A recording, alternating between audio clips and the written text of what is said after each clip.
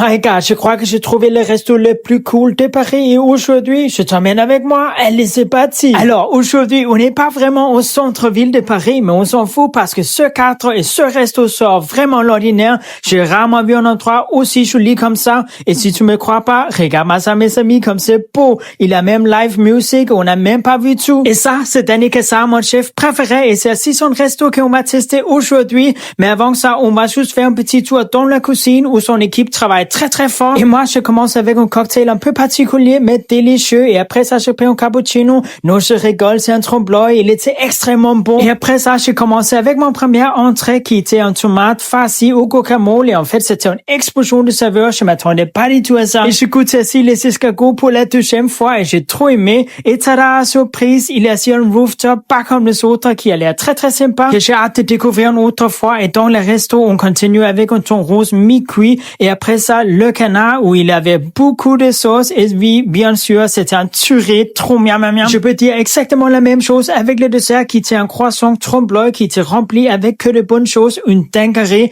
Et je te conseille aussi le tablette aux fraises. Et moi, j'ai terminé avec une chartreuse pour la route. Et donc toi, c'était ton, fais-moi savoir, bonne journée, bon appétit, ciao ciao.